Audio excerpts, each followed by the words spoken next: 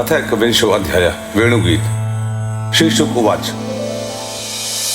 सा सा सा नि सा सा धा नि रे पा पा पा गा मा मा रे नि सा सा सा सा नि सा सा धा नि रे पा पा पा गा मा मा रे नि सा।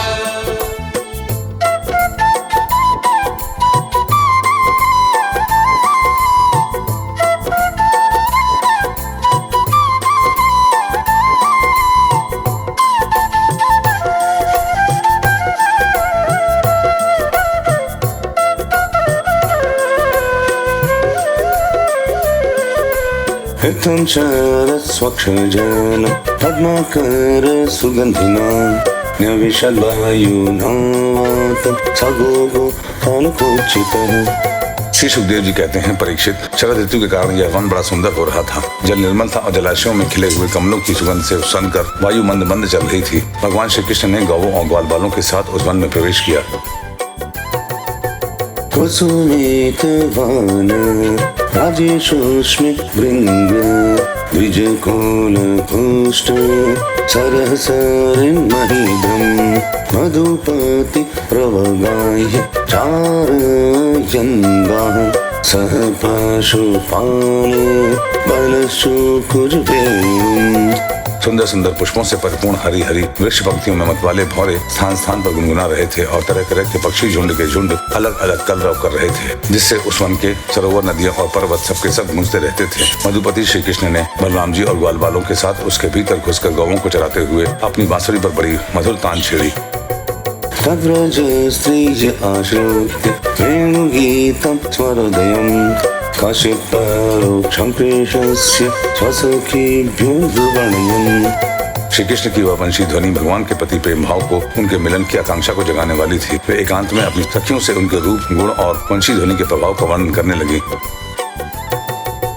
तद्वर्णयितुमारब्ध मरन्त्यः कृष्णचेष्टितं नाशकन् स्मरवेगेन विक्षिप्त मनसो नृप।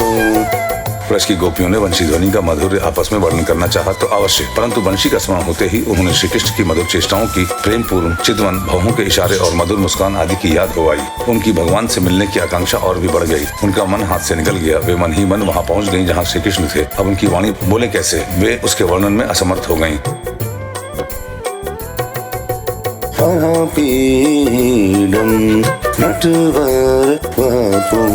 कर्णयोः कर्णीकारं बिभ्रद्वासं कनककपिशं वैजयन्तीं च मानां रन्ध्रान् वेणुराधर सुधया पूरयन् गोपवृन्द वृन्दारण्यं स्वापदरमण प्रावेशत् कीर्तिः।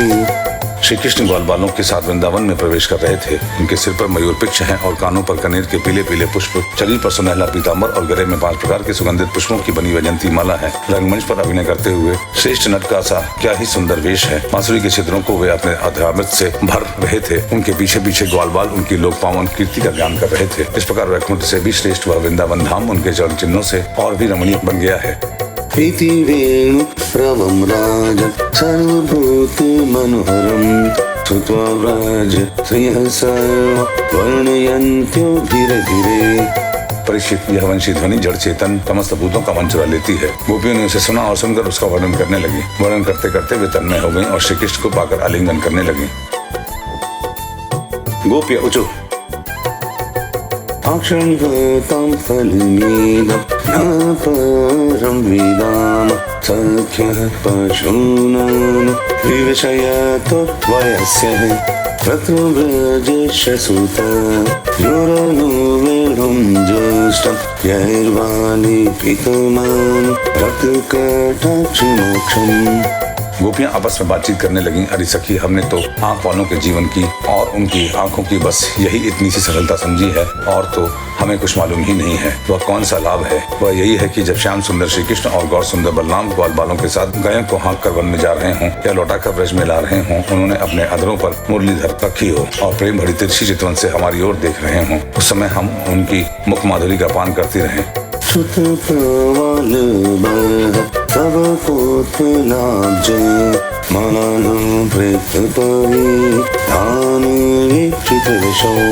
मध्य वीर जतुरन पशुपान गोष्ठ्याम रंगे जाता नटवर त्वच राजमानो। हरी सखी, अब वे आम की नई कोपलें, मोरों के पंख, फूलों के गुच्छे, रंग बिरंगे कमल और कुमुद की मालाएं धारण कर लेते हैं। श्री कृष्ण के सांवरे शरीर पर पीतांबर और बलराम के गोरे शरीर पर नीलांबर फहराने लगता है। अब उनका वेश बड़ा ही विचित्र बन जाता है। ग्वाल वालों की गोष्ठी में वे दोनों बीचों बीच बैठ जाते हैं और मधुर संगीत की तान छेड़ देते हैं। मेरी प्यारी सखी, उस समय ऐसा जान पड़ता है मानो दो चतुर नट रंगमंच पर अभिनय कर रहे हों। मैं क्या बताऊं कि उस समय उनकी कितनी शोभा होती है। कुशलम स्वेणु दामोदराधर सुधा मपि गोपिकानां भुङ्क्ते स्वयं यदा वसिष्ठर संहृदिं ऋषत्वं शृणुमोचुस्तरो यथान्यः। हरि गोपियों, यह वेणु पुरुष जाति का होने पर भी पूर्व जन्म में न जाने ऐसा कौन सा साधन भजन कर चुका है कि हम गोपियों को अपनी संपत्ति दामोदर के अधरों की सुधा स्वयं ही इस प्रकार किए जा रहा है कि हम लोगों के लिए थोड़ा सा भी रस शेष नहीं रहेगा। इस वेणु को अपने रस से खींचने वाली हृदयनियां आज कमलों के मिस रोमांचित हो रही हैं और अपने वंश में भगवत प्रेमी संतानों को देखकर श्रेष्ठ पुरुषों के समान वृक्ष भी इसके साथ अपना संबंध जोड़कर आंखों से आनंदाश्रु बहा रहे हैं। वृंदावन सखी भुवोवित नुति कीर्ति यदवकी सुत पदम भुजलब्ध लक्ष्मी गोविंद वेणुमानु मत मयूर नृत्यम प्रेक्षद्री सान्वपुत्रतान्य समस्त सत्वं धन्यः स्म मूढमत योऽपि हरिण्येता यानन्द नन्दनाम पात विचित्रवेशम् आकर्ण्य वेणुरणीतं सह कृष्ण सारः भुजं दधुर्विरचितं प्रणयावलोकः।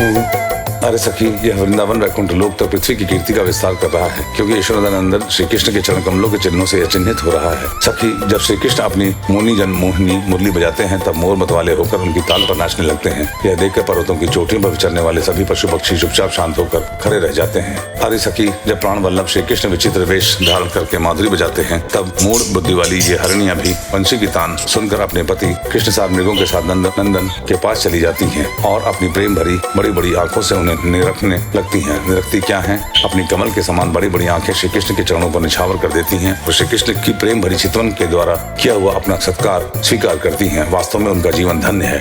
कृष्णं निरीक्षवान् उत्सव रूपशीलं श्रुत्वा च तत्त्वरिता वेणुविचित्रगीतं देव्यो विमग्नगतया स्मरन्नो न सारा प्रसून मुहुर्विनिव्यः।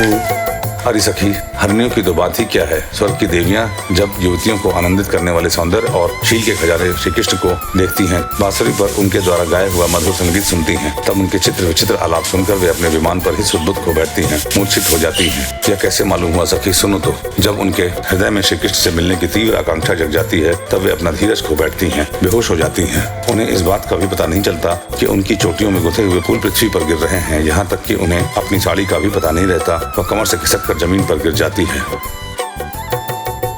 गावश्च कृष्ण मुख निर्गत वेणुगीत पीयूष मोतभि तकर्ण पुटपिबन्ध क्षमास्नुतस्तनपाय कमला स्मतस्थो गोविंद महात्मानि ऋषशुकाना कृष्यन्त्य।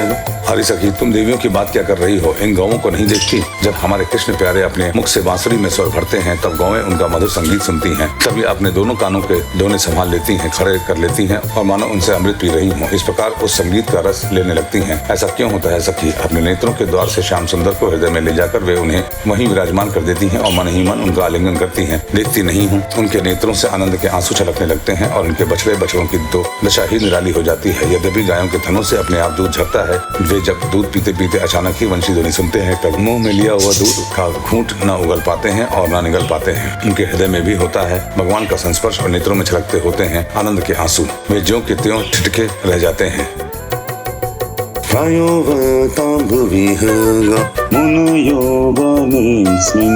कृष्ण चैतं तदुदितं कलवेणुगीतम् आरोह्य रुमभोजं रुचिरप्रवाणान् श्रीवन्त्यमिलित दृशोवेगतान्वाच।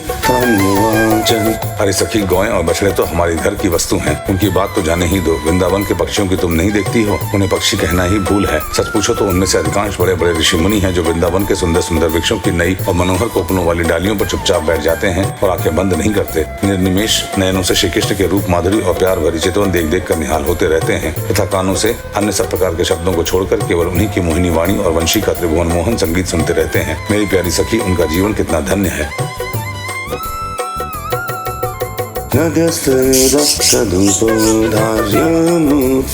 गीत मात लक्षित मनोभव भक्तिवेगा आलिंगन स्थगित भूमि भूजर मुरारे गृहन्ति पादयुगल कामानुपहारः।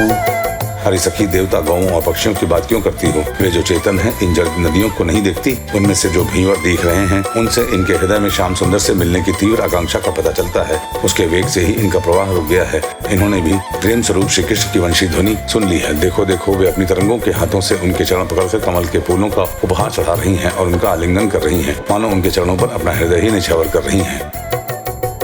दृष्ट्वा तापे व्रजपाठोंसः रामगोपः सञ्चारयन्तमानो वेणुमोदीरयन्तं प्रेम प्रवृत्त उदित कुसुमावलीभिः चक्षुर्व्याधात् स्वाव पुषाम्बुद अतिपथम्।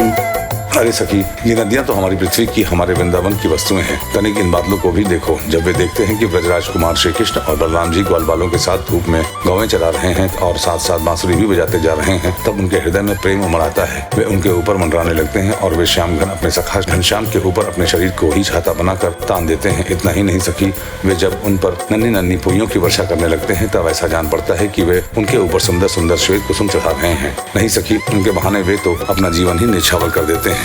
पूर्णः पूलिन्द्यौरो नायपदाब्जराग श्रीकुङ्कुमे हृदयेतस्तनमण्डितेन तदर्शन स्मररू जस्रेण क्रोशितेन लिम्पन्त्य आननकुचेषु जहुस्तदाधिम्।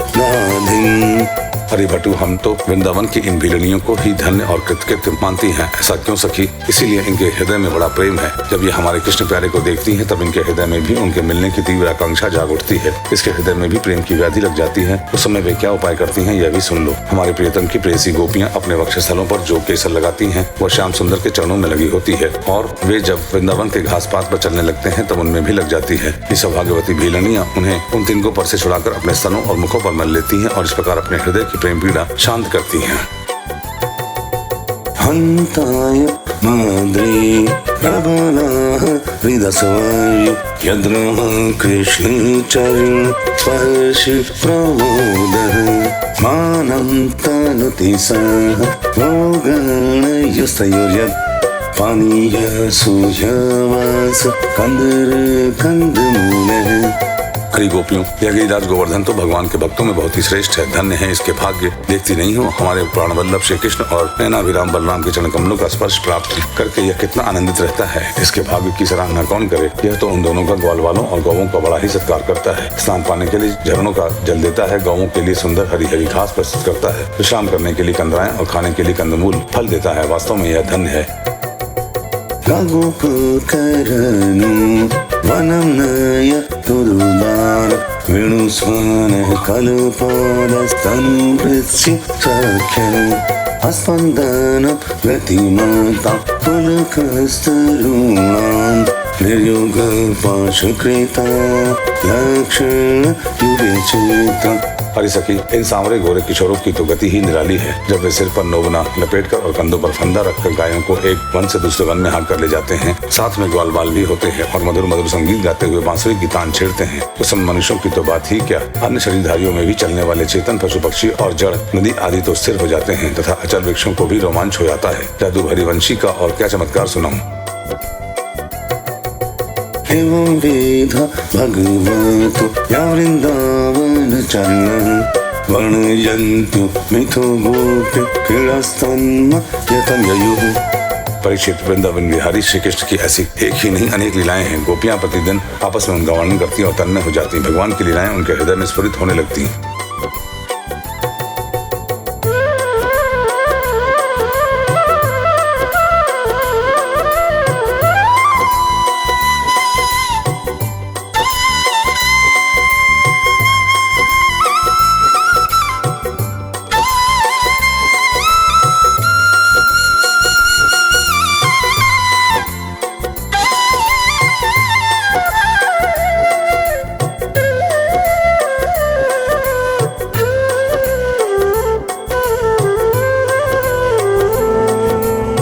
इति श्रीमद्भागवते महापुराणे पारमहंस्यां संहितायां दशम स्कन्धे पूर्वार्धे वेणुगीतम नामैकविंशो अध्यायः।